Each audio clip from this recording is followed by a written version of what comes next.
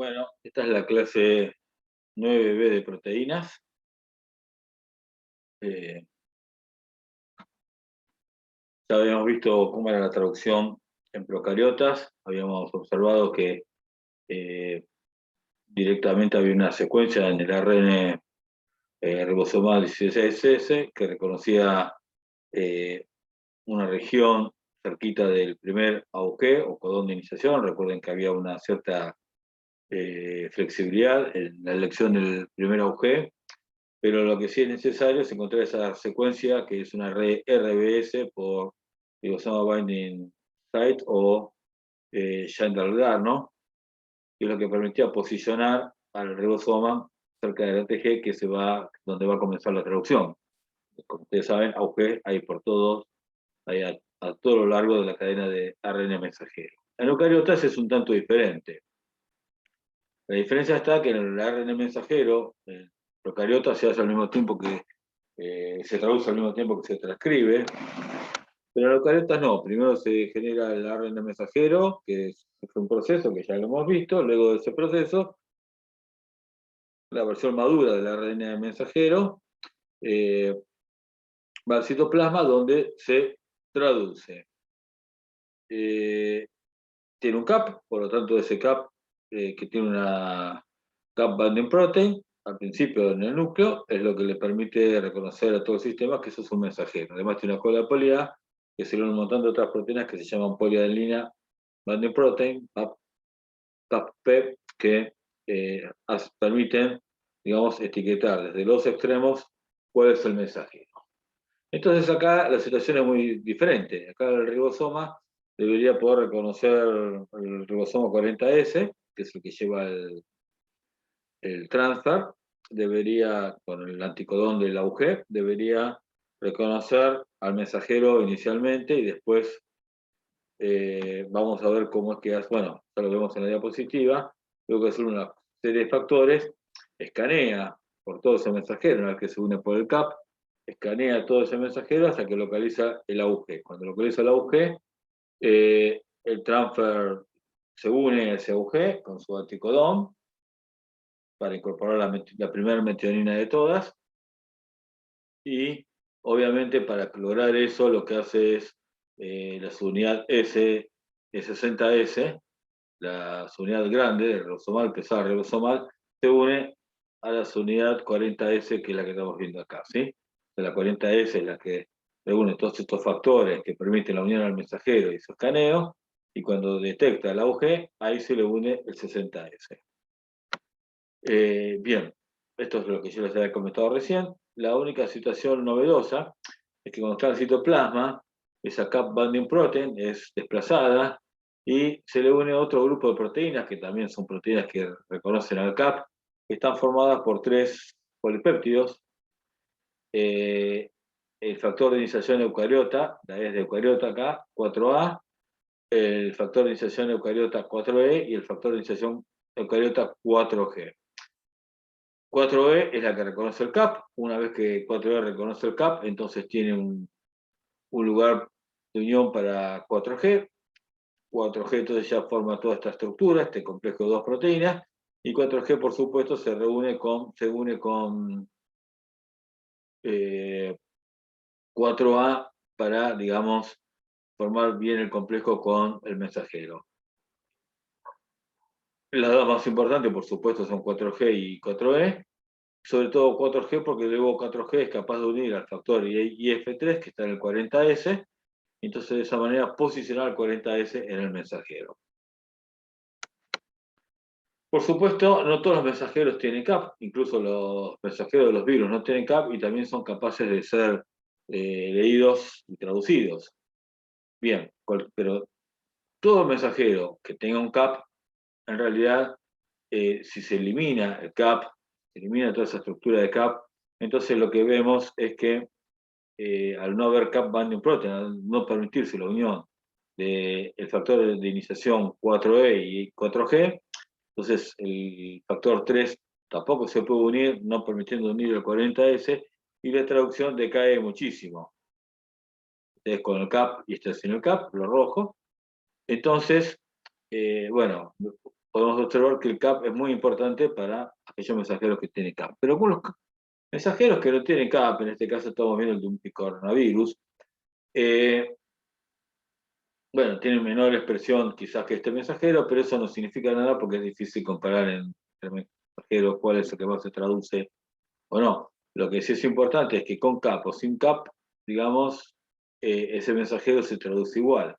Bien, ¿cómo ocurre esto? El mensajero de los picornavirus tiene una estructura secundaria, ¿sí? Con unas pequeñas horquillitas que son capaces de ser reconocidas por 4G. Entonces, acá no nos importa 4E, porque ya con que se posicione 4G en el lugar correcto, entonces puede posicionar al factor F3 con el 40S en el mensajero y permitir la traducción. Entonces acá, digamos, bypassamos al CAP con esta estructura de loops que se unen al 4G. Lo que sí es interesante de los coronavirus, por ejemplo, en este poliovirus, es que además de permitir la traducción sin la necesidad de un CAP, lo que hace también es esta estructura, cuando se une al 4G, se produce un clivaje en la proteína 4G, y si ustedes se fijan, se produce un clivaje en la zona donde se une al 4E. ¿Qué es eso que hace? Que dentro de una célula, ese poliovirus va a traducir sus mensajeros, pero no va a permitir que se use ribosomas para traducir los mensajeros de las células hospedadoras. Es decir, la célula hospedadora comienza a perder factores 4G, por más que tenga CAP y tenga 4E unido, no hay 4G para ser reconocidos, porque perdieron esta región, pero esos 4G sí son reconocidos por los mensajeros de los poliovirus. Entonces, básicamente lo que hace el poliovirus es dirigir su traducción, la traducción a solo sus mensajeros. Habíamos visto la vez pasada que la cola de PoliA podría tener una implicancia en la traducción. Bueno, eso se debe un poco en este hecho de que, en esta diapositiva que está acá, vemos que las proteínas que se unen en la cola de PoliA, las PABP, son capaces, digamos, de hacer una interacción con todo este grupo de proteínas que se unen al CAP, de tal manera que este ARN mensajero forma una especie de círculo, y si uno lo mira de esta manera, entonces ve que hay el ribosoma, una vez que se dispara, y luego se une el 60S y comienza la traducción de las proteínas, da toda una vuelta, y cuando termina y se desensambla el 40S o el 60S, lo que queda es el 40S otra vez posicionado cerca del CAP de este mensajero. De esa manera, la idea posiblemente es que de esa manera se ve favorecido a que el 40S esté dando siempre una vuelta en tipo calecita, permitiendo inicio, terminación y volver a iniciar la traducción de ese mensajero. Después hay otras proteínas que también estabilizan esas interacciones del extremo 3' UTR, o sea, el no traducible con el 5' no traducible, de tal manera que permitan esta idea de, digamos, de carecita del mensajero que permite dar vueltas a todos los factores, ¿sí?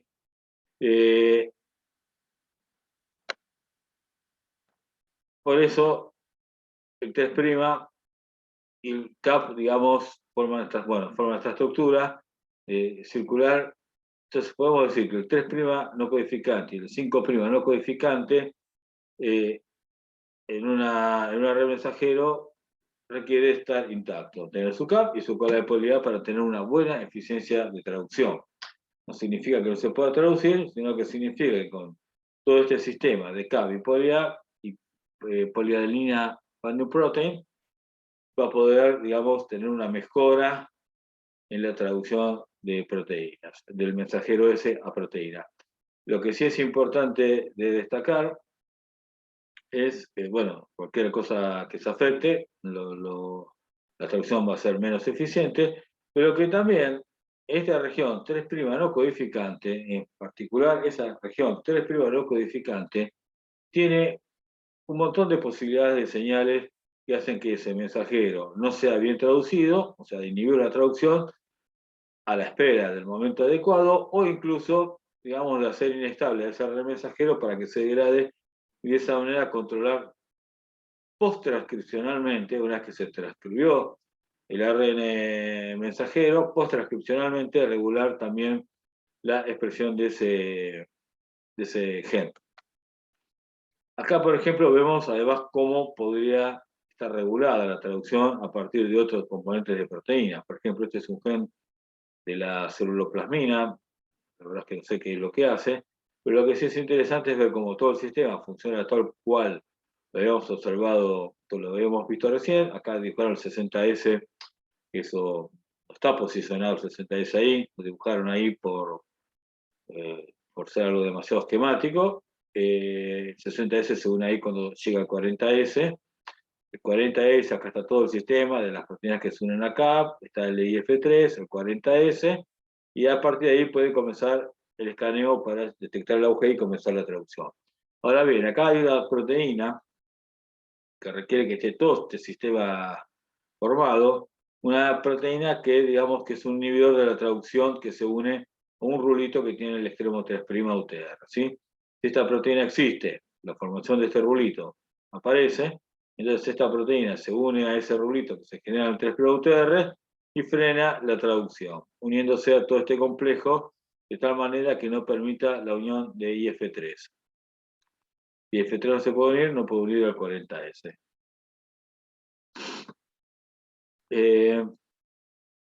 La proteína F4E se une al CAP, la 4G se une a 4E y permite la unión a IF3, y después está otro factor de iniciación de la transcripción, de la traducción en eucariotas, que es llamado 4A, que tiene más bien una función de helicasa que permite romper estructuras en el 5' que pudieran estar bloqueando el buen escaneo de ese ribosoma, ¿sí?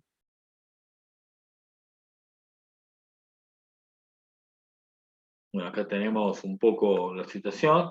El 40S, lo que sí es importante es que el 40S, tal como ocurrió en procariotas, solo se puede unir al mensajero si hay una serie de factores que se lo unen. Entre ellos, un factor que además lleva, que acarrea el transfer de iniciación, que es el transfer de metionina. O sea, el transfer de iniciación está en uno de esos factores de iniciación de la traducción de eucariotas, llevando el transfer de la metionina. ¿Sí? Bueno, el escaneo detecta el agujero. Lo que sí es importante, es importante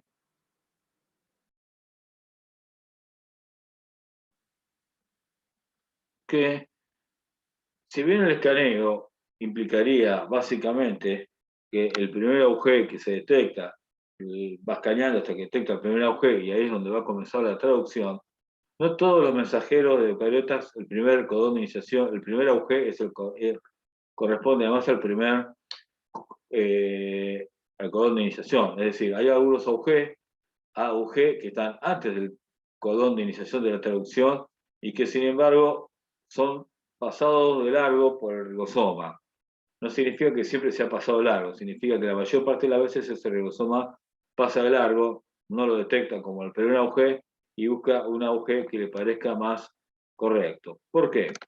Existe lo que se llama el consenso de Kozak. Consenso de Kozak, que es un AUG, pero que a su vez tiene regiones flanqueantes que generan digamos, el mejor estado para que el ribosoma se detecta. Aquí lo que vemos es una secuencia de AUG que tiene un +4, después tiene -1, -2, -5, plotio así. Lo que podemos ver, y acá lo que tenemos es un Western blot. Bueno, no es un Western blot, esto es la proinsulina, tenemos el gen de la proinsulina. La proinsulina marcada con metionina 35, así que lo que estamos viendo acá es la traducción a proteína. Entonces, de este lado, le vamos a hacer mutaciones a ese mensajero RNA de la proinsulina, ¿sí?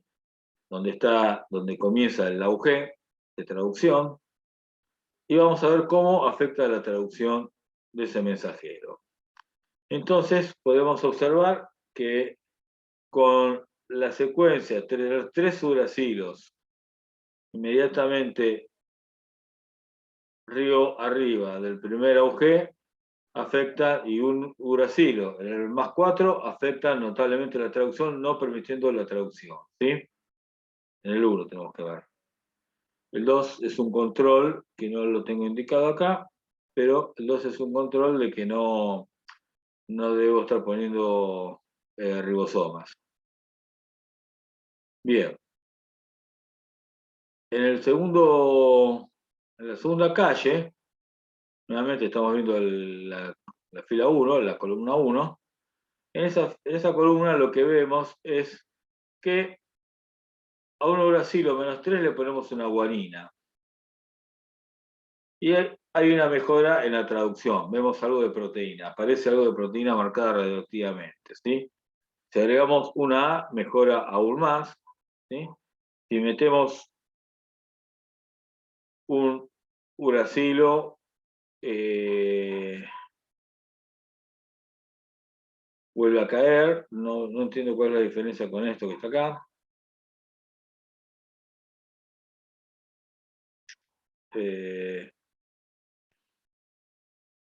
Si agregamos una citosina, bueno, sí, va mejorando hasta que vemos que la mejor situación es una adenina -3 y una guanina A+4. Cuando tenemos esa situación, tenemos la máxima cantidad de traducción.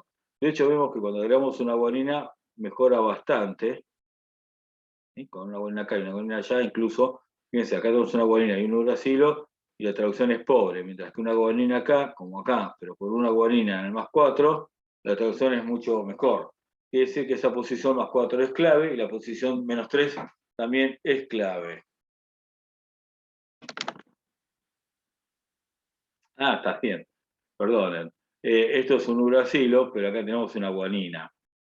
O sea, hay un cambio acá. O sea, con solamente el cambio de la guanina al +4 ya tenemos algo de traducción. Fíjense que acá no hay nada y acá hay algo de traducción. Eso muestra claramente cómo la guanina, el +4 es sumamente importante para una buena traducción. No significa que si no hay una guanina no va a haber traducción. De hecho, acá hay algo de traducción y no hay guanina. Lo que significa eso es que acá estamos en la mejor condición de traducción. Ese auge va a ser siempre, el ribosoma se va a trabar ahí con alta, digamos, estabilidad para comenzar la traducción. Si hubiera un auge que tiene esta secuencia, la cantidad de veces que el ribosoma va a pasar de largo, casi todas las veces, y alguna que otra vez llegará a estar el tiempo suficiente para que el transfer justo se una a ese codón, y entonces una vez que el transfer se unió ya se desencadena la traducción. En ese caso, si está fuera del marco de lectura, va a ser anómala. Esto que estoy diciendo es importante porque ya se ha visto que hay mensajeros que hasta regulan la traducción a partir del auge con el que inician. Es decir, no siempre, en todo momento, inician por el mismo auge.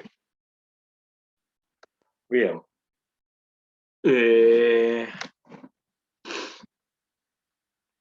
factor, uno de los factores más importantes, por supuesto, se acuerdan que está el factor IF1, IF1, IF2 y IF3 en procariotas, y cada uno tenía un rol, uno se unía al mensajero, el otro se unía al transfer. Bueno, acá como en procariotas, el que se une al transfer es el IF2, pero en este caso el de eucariotas, ¿sí? Factor de iniciación 2 de eucariotas, que tiene 3 subunidades, alfa, beta y gamma, ¿sí? Es el que se une al transfer.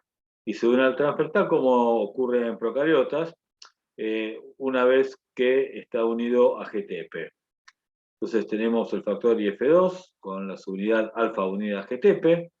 Eso permite la unión del transfer. Una vez que ocurre eso, entonces ya está preparado para unirse al 40S, y el 40S reconoce entonces a IF3, que posiciona al mensajero y comienza el escaneo. Cuando llega el AUG, ese transfer se posiciona en el anticodón, entonces se une la unidad 60S, ¿sí? Ahora bien, ¿qué pasa? Cuando para que se una la subunidad 60S, es necesario que se desprenda, salga del sistema, todos esos factores de iniciación que podrían estar unidos al 40S, entre ellos el IF2. Ese IF2 se va, sale, pero para poder, digamos, desacoplarse del 40S necesita que el GTP pase a GDP. Entonces, cuando detecta un codón, se produce una reacción donde GTP pasa a GDP, entonces el factor IF2 se desprende del 40S, se une al 60S, entonces ahí sí comienza la traducción. ¿Qué le pasa al factor IF2? Bueno, se tiene que volver a unir a un GTP para unir un transfer. Entonces, a partir de ahí, lo que hay es otra proteína, otro factor de iniciación que se llama 2B, que se une a este complejo, permite el intercambio de GTP por GDP. Una vez que está unido a GTP, se va, se desprende este factor IF2B, entonces ahora tenemos al IF2 en su versión de GTP preparado para unir el transfer de iniciación, que lleva la metionina, y comenzar el ciclo de nuevo. Bueno, básicamente lo que hemos visto entonces es que tenemos el CAP con estas proteínas preparadas para unir a IF3. Acá IF3 está dibujada unida a IF2, IF2 y está unida a IF1A, que tiene, se acuerda la IF1A lo que hace es estabilizar todo este sistema de mensajero con 40S. Y F2 lleva en su posición con GDP, lleva, que es esto, que está acá, ahora este es F2A, bueno, acá faltaría dibujar el GDP, está unido al transfer, entonces se une al CAP, es el complejo de proteínas que se une al CAP, se posiciona en el mensajero, entonces comienza, digamos, con gasto de energía, con la actividad TPasa, comienza el escaneo. Llega al AUG, entonces se empiezan a ir los factores, y F2 pasa a GDP y salen otros factores que se llaman IF5B, que se unieron, que permiten, digamos, una mejora en el desplazamiento del ribosoma, sale IF3, sale IF1A, todos esos factores se desprenden del 40S, entonces ahí el 60S se une para formar el 80S que comienza la traducción. Muy similar se produce en aquellos que no tienen CAP, pero que se unen por rulitos, ¿sí?, con otras proteínas que pueden intervenir. Bueno, hay una regulación adicional de la traducción que, por ejemplo, ocurre en estrés. Cuando hay mucho estrés, la célula debe parar la traducción, dedicarse solamente a la traducción de aquellos mensajeros que expresan proteínas relacionadas a soportar ese estrés. ¿Sí? Somos que echar una célula a 45 grados, la célula no puede estar mucho tiempo a 45 grados, pero con las proteínas apropiadas y el metabolismo bajo, está capacitada para poder soportar esa situación de estrés. Un tiempo, por lo menos. Entonces, la maquinaria de traducción tiene que bajar, y para eso lo que hace es activar una quinasa que se llama EIF2-alfa quinasa, que lo que hace es fosforilar al polipéptido alfa del complejo EIF2. Incluso lo hace con ese complejo cuando ya tiene el nucleótido GTP. ¿Sí? Esto no impide que se una al transfer, no impide que se una al 40S, no impide que detecte el AUG, no impide que se vaya, que GTP vaya a GDP, pero lo que sí, ahora lo que se libera es este grupo de proteínas de IF2 con la unidad alfa fosforilada, además de tener GDP. La proteína IF2B, que va a ayudar a que se reemplace el GTP por el GDP, se va a unir, el proceso ese va a ocurrir, tenemos una proteína IF2 final unida a GTP, pero la fosforilación no permite que se desprenda el factor IF2B. Entonces, no llegamos a la situación ideal de tener alfa, beta, gamma, GTP para unir un transfer, sino que estamos con un alfa, beta, gamma, GTP, pero unida al IF2B por esta fosforilación. Ese complejo de proteínas queda trabado, sin poder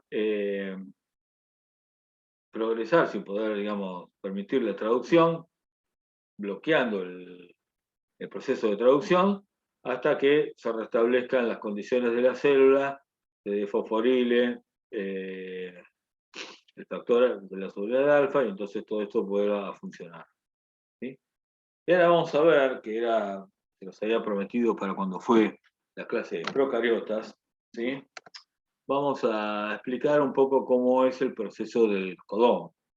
Tenemos 3 nucleótidos y tenemos un ribosoma que tiene que ir leyendo a 3 nucleótidos apenas reconoce un AUG. Acá, de hecho, se lo estamos mostrando para procariotas, fíjense que tiene un formil metionina, no una metionina, ¿sí? Pero el sistema es similar. Una vez que el ribosoma 40S detecta el AUG, está listo, posiciona para el transfer, según el 60S, en este caso 50S porque es de bacteria, ¿sí? Y es 30S porque es de bacteria. La cuestión es que una vez que se posiciona ese codón ahí, ahora solamente hay que contar 3 nucleótidos para incorporar el próximo transfer. Entonces, en realidad lo que tiene ese ribosoma complejo, ¿sí? De 70S es un lugar donde ya se posicionó el transfer de la metionina y un lugar donde entra el segundo ARN transfer. ¿Sí? Entran los ARN transfer, todos, los que quieran, van entrando y en la medida que no reconocen al anticodón, al codón, perdón, con su anticodón, esas relaciones inestables se desprenden, ¿sí? Hasta que llega un transfer, ¿sí? Que tiene el anticodón que reconoce establemente al codón y esa estabilidad le permite mantener una unión importante para que se genere la unión peptídica, ¿sí? Que es la transferencia por esa unión peptídica, la transferencia del aminoácido. De esa manera, fíjense que acá es donde se produjo ese cambio, ¿sí? Entonces, una vez que la metionina se hizo la reacción peptídica para unir la primera metionina a ese aminoácido 2 que llegó en el siguiente codón, lo que hace el sistema es con un grupo de proteínas, ¿sí? Que se llaman EF porque son factores de elongación de la proteína, en este caso, ¿sí? Lo que hace es correrse, ¿sí? Se libera este transfer, otros factores de elongación, ¿dónde está?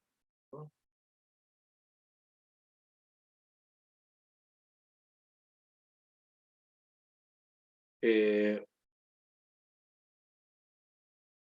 perdón, estoy leyendo los codones, está bien, me estoy confundiendo.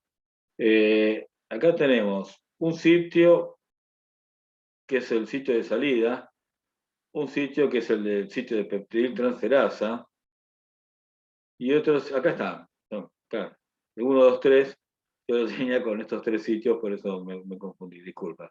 Y el sitio aceptor de aminoaciltransferasa, ¿sí? Entonces, este es el codón 2 y el codón 3.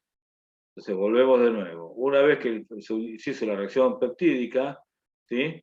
Este sitio, digamos, esta región donde el ribosoma, donde se produce, que es la región P, donde se produce la unión peptídica, queda liberada, entonces se corre el ribosoma, detecta al tercer codón, ese transfer pasa a la región P, ¿sí?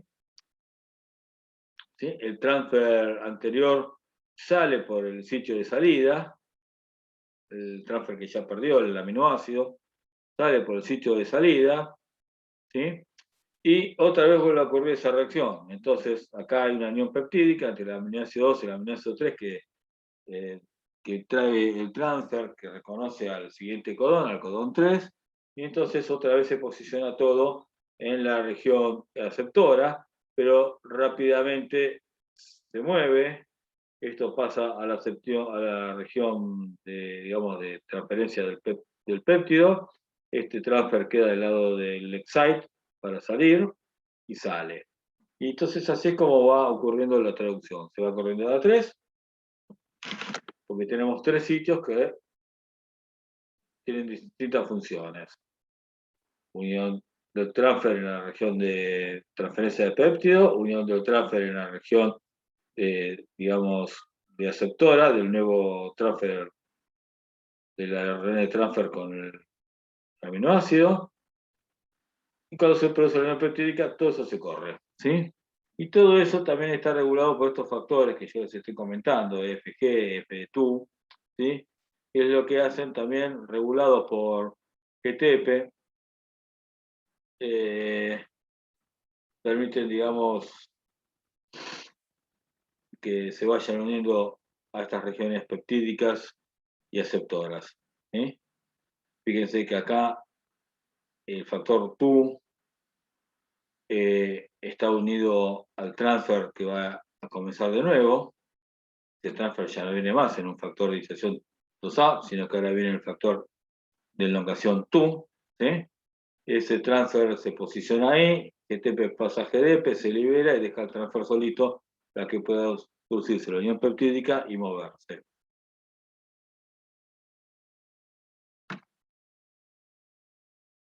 El ARN ribosomal, que tiene la unidad grande de ribosoma, también ayuda en esa unión peptídica. Tiene, digamos, capacidad enzimática, ¿sí? Para permitir esa transferencia. Bueno, ¿cuándo termina todo esto? Todo esto termina cuando, una vez que ya tenemos, acá tenemos, por ejemplo, el ribosoma, en la región, el transfer en la unión P del ribosoma, pero en la unión aceptora de ARN transfer con aminoácido, tenemos la secuencia del codón stop. Como no hay transfer que reconozca el codón stop, ahí no llega nada. Entonces, al no posicionarse nada, ¿sí? No va a haber ningún transfer que reconozca eso, hay un factor de terminación o liberación que sí lo reconoce. También unido a GTP, ¿sí? Se posiciona ahí, eso hace que se corte el enlace covalente entre el último aminoácido con el transfer pasa a excite para salir, el péptido queda desligado de todo porque no hay transferencia de, digamos, de una reacción de unión peptídica, no hay transferencia de aminoácidos acá, entonces al no haber esa reacción de peptidil transferasa, ese aminoácido queda libre y se va como proteína, ¿sí? Se desprende del ribosoma y se va como proteína. Entonces, una vez que ocurrió todo esto, se desensambla el ribosoma y por supuesto se separa el factor de terminación o de liberación, ¿sí? Un aspecto que es importante es que todo mensajero no es recorrido por un solo ribosoma hasta que termina, sino que cuando empieza un ribosoma puede comenzar un segundo ribosoma, puede comenzar un tercer ribosoma y formar lo que se llaman poliribosomas, que es un ARN mensajero que está cubierto de ribosomas. Y acá en el ARN mensajero es un hilito que atraviesa todo esto. Acá no se ve la forma curva que se esperaba, pero lo que sí se ve como la proteína va surgiendo de cada uno de esos ribosomas. Bien. Hay un aspecto que es muy importante, que es que hace en la traducción del mensajero, que es el reconocimiento de ARN mensajeros aberrantes, no aberrantes, más bien ARN mensajeros que tienen un codón stop aberrante. Ustedes saben que los ARN mensajeros, hay una transcriptasa, una RNA polimerasa que es capaz de generar el transcripto, ¿sí? Y esa RNA polimerasa pone nucleótidos en base a un molde. También puede cometer errores, ¿sí?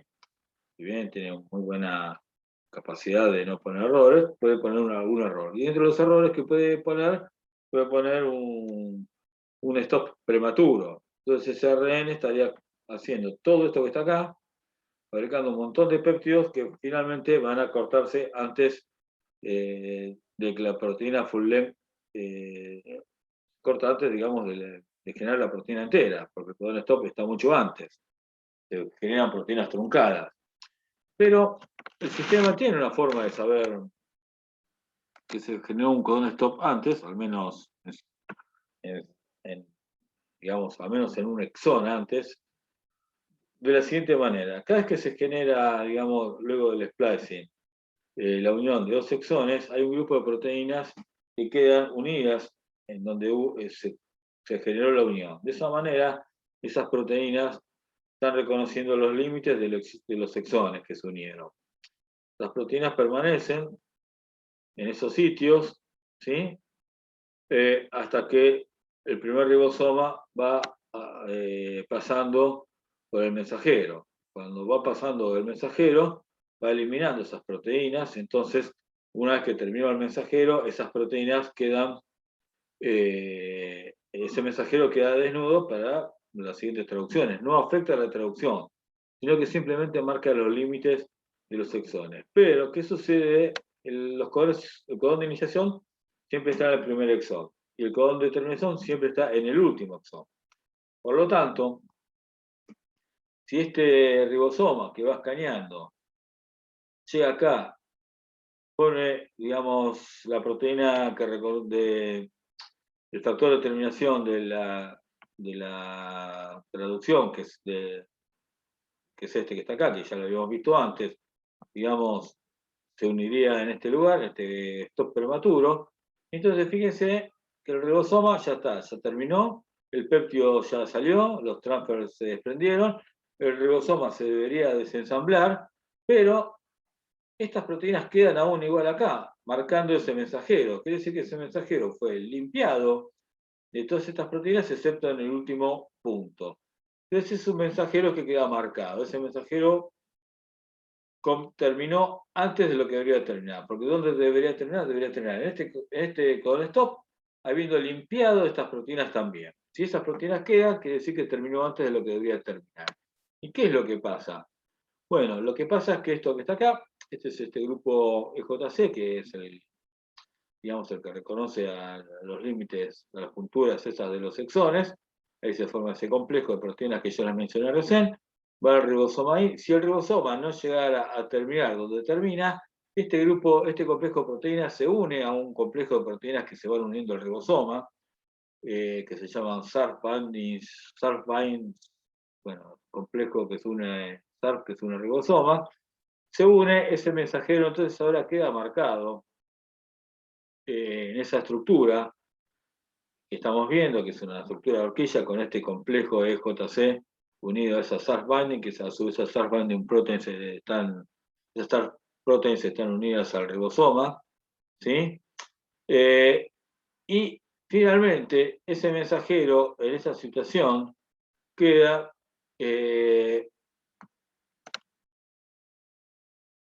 marcado para su degradación. Estaba tratando de entender qué era lo que decía. Bueno, está bien. ¿Qué era lo que decía acá? No sé qué es ese dibujo. Supongo que quería marcar que si esto avanza, se lleva a esto, se lleva a este, hasta llegar al codon stop. Y acá, en cambio, solamente desaparece este EJC. También es interesante que no solamente hay un decaimiento de un ARN mensajero que tiene un codon stop inusual o prematuro, ¿sí? Sino que también, si lo llegara a perder ese codon stop, ¿qué pasa si pierde ese codon stop? Entonces el ribosoma sigue, ¿hasta dónde va a seguir? ¿Sí? Hasta que encuentren un codon stop cualquiera o hasta que llegue a la cola de poli A. Si llega a la cola de poli A, ¿qué va a hacer ese ribosoma? Se va a limpiar de poliadenina binding proteins. Esa cola de poli A, digamos,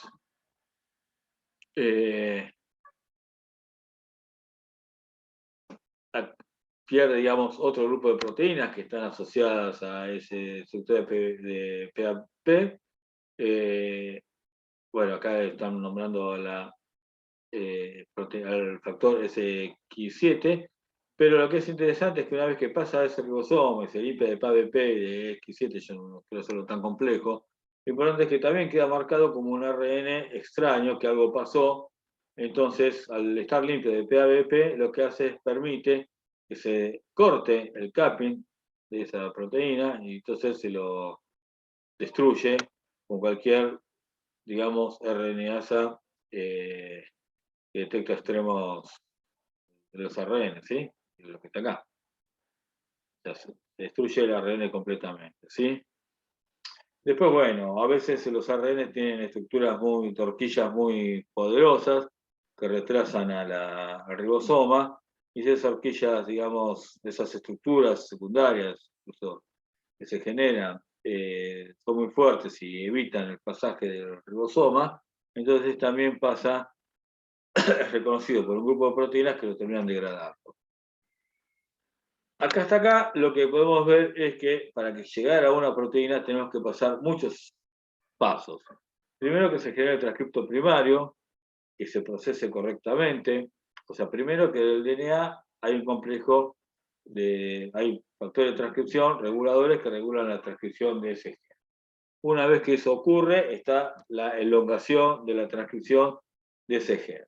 Una vez que eso ocurre, se genera el transcripto primario. Cuando ocurre todo el proceso correctamente, recién ahí pasamos al ARN maduro. Ese ARN maduro, si tiene el K, poliada, etcétera, puede empezar a ser traducido, pero ahora hay regiones, hay en la región 3', UTR, esos mensajeros pueden incorporarse proteínas que inhiban la traducción o que desestabilicen el ARN mensajero, ¿sí? Si todo eso va bien y es capaz de unirse al ribosoma y comenzar a formar el ribosoma, hay que ver que eso pueda seguir, digamos, traduciéndose en las segundas vueltas porque no se haya fosforilado el factor IF2, las unidades alfa del factor IF2A, ¿sí? A su vez, esta proteína tiene que ser una proteína funcional, que eso lo hacen unas chaperonas, y finalmente, si la proteína es funcional, todo va bien, y si la proteína no es funcional o está inactiva, hay que ver si eso requiere de una modificación posttraduccional o qué situación es la que la regula para que sea funcional, ¿sí? Entonces, para que una proteína sea funcional, va a depender de su estructura, ¿sí? Esta, por ejemplo, es una proteína que tiene una secuencia de aminoácidos. Cada bolita es un aminoácido que tiene esta estructura con muchos puentes, con estos puentes de sulfuros que se generan, permiten la generación de esta estructura. Y esto tiene una función que inhibe proteasas. Se une a las proteasas y les bloquea su función, ¿sí?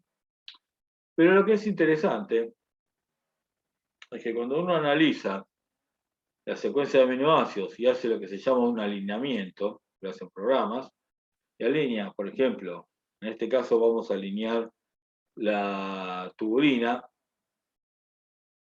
¿sí?, de humanos con la de rata, con la de drosófila, con la de planta, y vemos todo lo que está, digamos, con fondo negro, son aminoácidos idénticos. Cuando están en gris, significa que hubo un cambio, ¿sí?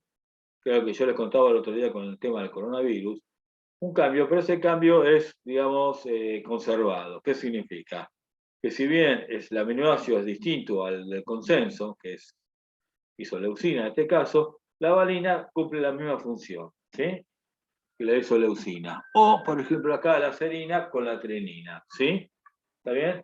Pero, por ejemplo, esta cisteína no es lo mismo que una valina. Esa cisteína puede producir cambios estructurales muy importantes, modificar mucho el cambio estructural de esa proteína.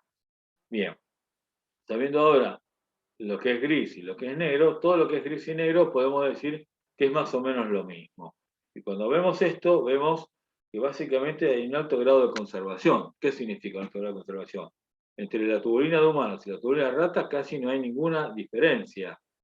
No veo ninguna diferencia a lo largo de toda la secuencia. No sé si los genes pueden ser un poco distintos porque el código genético es degenerado. Entonces las secuencias pueden cambiar un poco, pero el aminoácido que se termina poniendo es exactamente el mismo en humanos que en rata, a lo largo de toda su secuencia. Eso significa que hay un alto grado de conservación en mamíferos enorme.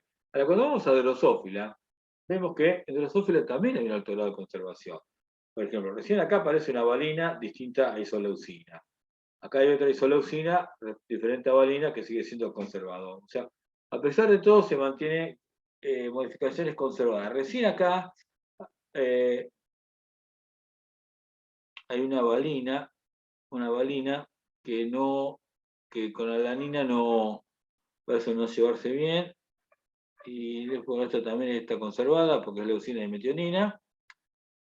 Acá, finalmente en el extremo C-terminal hay cambios, digamos, que son importantes. La rayita significa que hay una deleción, que en la secuencia, una deleción significa que se perdieron 3 nucleótidos en el gen, pero en vez de ponerse aspartico,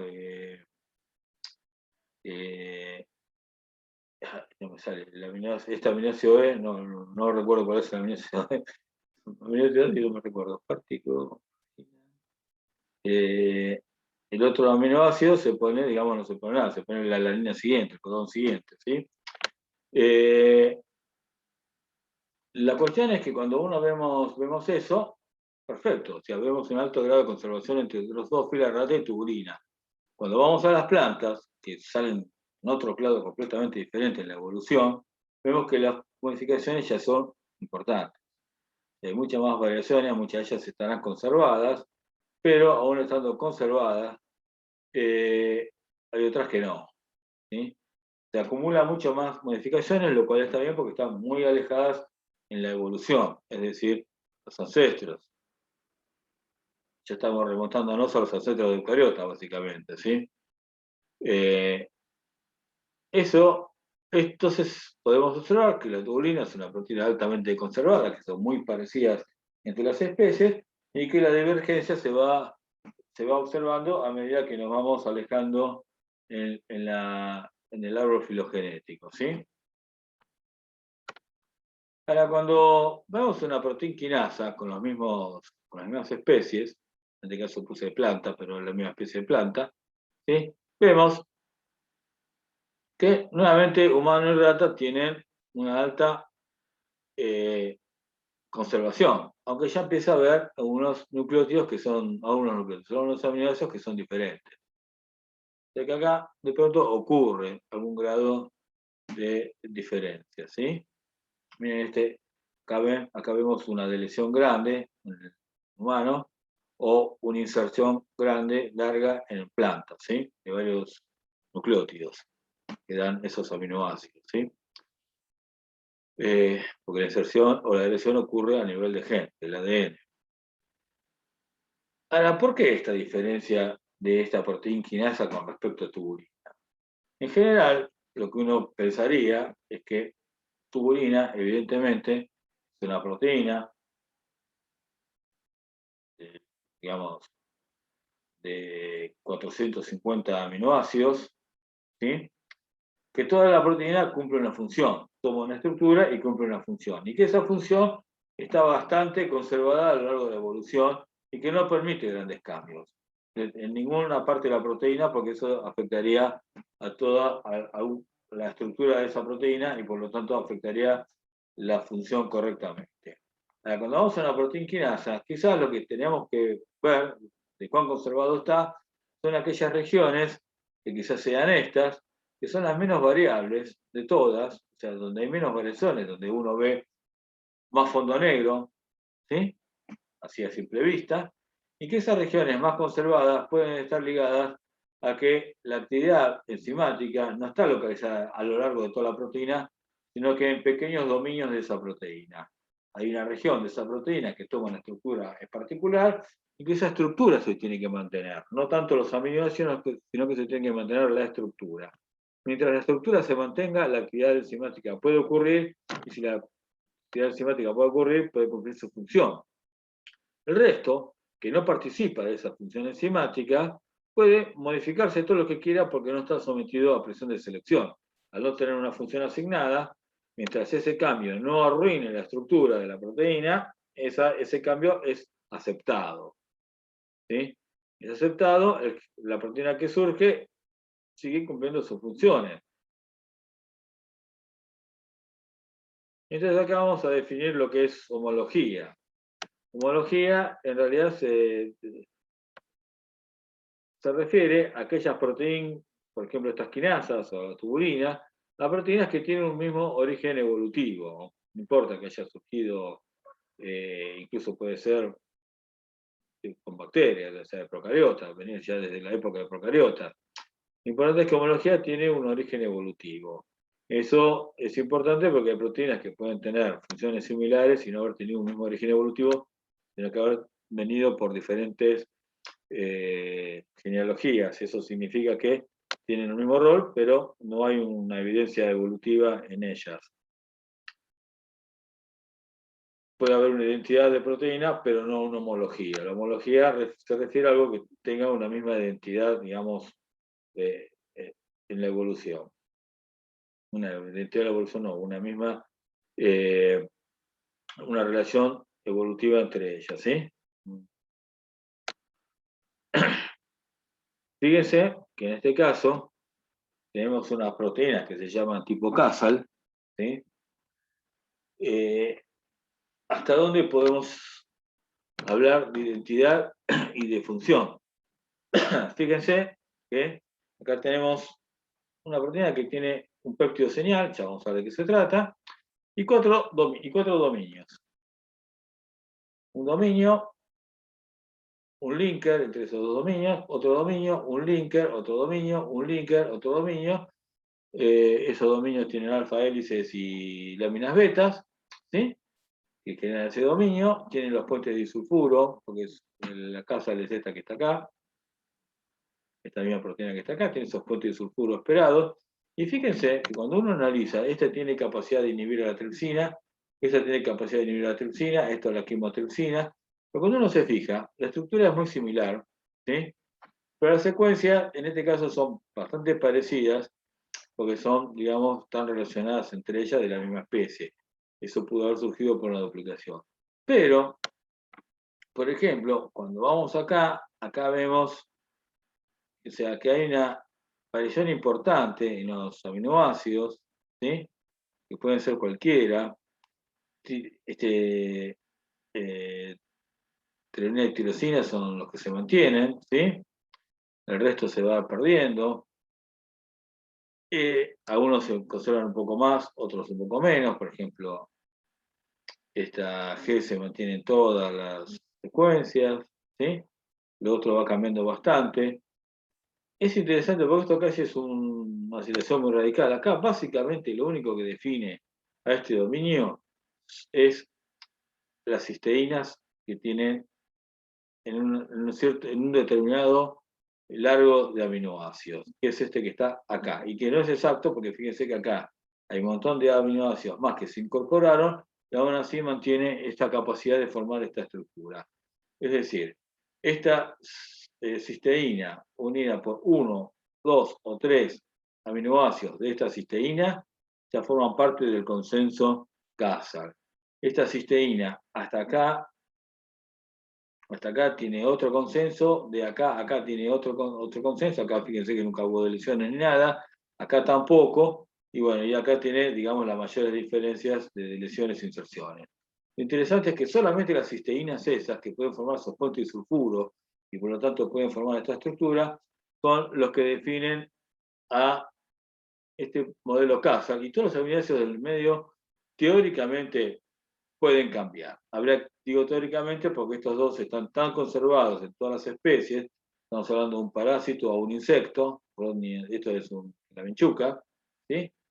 Que uno podría decir que eso es importante para la estructura de la proteína. Esto es un gen, no es un gen, perdón, esto es un mensajero maduro, ¿sí? Con su región 5' UTR, su primer codón de iniciación con la guanina en el +4 y un -3 adenina, ¿sí? Que da el sitio de COSAC, a ver si hay alguna TG antes.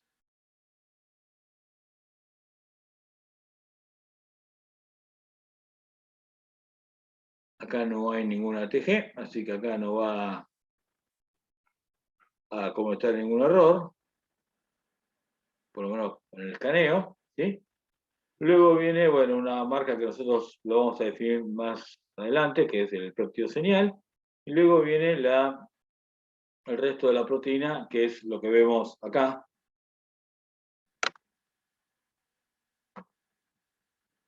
Es esta proteína acá con estos 4 monómeros. Estos 4 dominios, perdón. Estos 4 dominios están marcados en gris. ¿Sí? Y luego viene el codon stop, el 3' UTR y la cola de polía. La cola de polía es importante porque es la forma que pudimos detectar el mensajero. Pusimos un poliú que se une a C-poli-A unido a agarosa, entonces pudimos buscar este mensajero. Un aspecto que sí es importante, y ya vamos a terminar, de lo que significa la secuencia de un aminoácido, lo podemos ver con este ejemplo.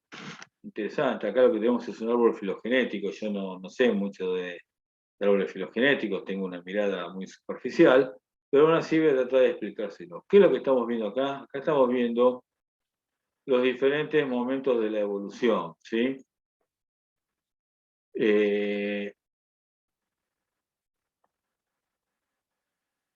Acá, por ejemplo, esto es el gran grupo que va a definir, este es el ancestro que va a definir las de ancestros, ¿sí? Que va a definir a todo este grupo, este es un ancestro que va a definir a todo este grupo, este es el que va a definir a todo este grupo. ¿Qué significa ancestro? El ancestro significa que uno puede ser que ya no esté más, ya no lo sepamos cuál es. Pero ese ancestro que originó esta rama y esta rama. Obviamente acá hay otro ancestro que definió estas dos subramas y otro ancestro que definió esas dos subramas. Y acá hay otro ancestro, hasta llegar a los organismos que vemos hoy. ¿Sí? ¿Está bien? Nosotros podemos establecer cómo era una proteína ancestral, a pesar de que el ancestro ya no exista más, cómo era la proteína ancestral. ¿Cómo podemos inferir eso? Bueno, lo que tenemos que hacer es alinear la secuencia de aminoácidos, ¿sí? De una proteína, por ejemplo, tiorredoxina, como es en este caso, TRX de tiorredoxina, ¿sí? Podemos unir la tiorredoxina, que está desde bacterias en eucariotas, ¿sí? Y vamos viendo qué aminoácido, por ejemplo, en cada posición, cuál es el aminoácido más común. ¿Por qué? Se supone que es más difícil ir, o sea, es a partir de una secuencia, cuando se vive entre dos ancestros, pueden sufrir mutaciones, no van a ser las mismas.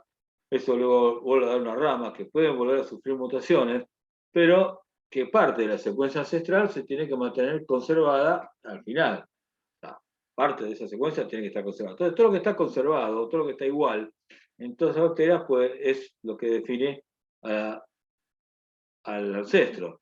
Pero también está el tema de que un aminoácido que va cambiando, ¿sí? Por ejemplo, en este caso acá, tenemos acá que el humano ganó un codón, porque ahora tiene este glutámico. ¿Sí? Eh, pero el resto lo perdieron. ¿Qué significa? Que en el ancestro lo más probable es que esto no estuviera. Entonces, si yo tuviera que definir la secuencia ancestral, la primera de todas, definiría sin ese codón. Le sacaría ese codón, le sacaría ese aminoácido, ¿sí? Y ahora, ¿qué hago acá? Bueno, acá me fijo. ¿Cuál es el que más veces está? Está la alanina. Después le sigue la acenina. Listo. Bueno, entonces yo voy fijándome. Entonces puedo poner que el ancestro puede haber tenido una alanina, pero que incluso se mantiene en el humano. Entonces yo digo, para esta posición, lo más probable es que el ancestro haya tenido una alanina. Y así es como voy armando la supuesta secuencia ancestral. ¿Sí? Me fijo cuál es el aminoácido que tiene más tendencia en cada una de las posiciones y cuanto más secuencias tenga, mucho mejor. Acá es importante tener no solo humanos, sino tener a ratas, tener a otros vertebrados, gallinas, todo para ir analizando. De hecho, lo que se analiza es todo esto. ¿Sí? ¿Está bien? Analizo todo eso y entonces puedo obtener una secuencia ancestral. puedo definir cuál era la más parecida al ancestro. Y cuando tenga la secuencia ancestral, yo puedo fabricarla en el laboratorio. Sintetizo el gen, fabrico y me fijo qué características tenía esa proteína ancestral. Por ejemplo, en este caso, la tiorredoxina se puede observar que era funcional a temperaturas más altas que las actuales. ¿Sí? Por más que la de humanos y Escherichia coli sean distintas entre ellas, en su cantidad de aminoácidos, cuando yo hago esa mezcla y busco la ancestral es distinta a la de humano y a la de Escherichia coli, y a su vez tiene mejor capacidad, digamos, para funcionar a temperaturas altas, ¿sí? Y eso me permite fabricar proteínas novedosas, estilo ancestral, que pueden tener alguna función. ¿Qué sé yo? Por ejemplo, si yo tuviera que tener un sistema que funciona mejor a altas temperaturas o al revés, a bajas temperaturas, yo puedo tratar de encontrar la manera de encontrar un ancestro o una proteína, o sintetizar una proteína que trabaje en las condiciones que más me interesa de mi laboratorio o de mi fábrica. Cortamos acá y vamos a la segunda clase después, ¿sí?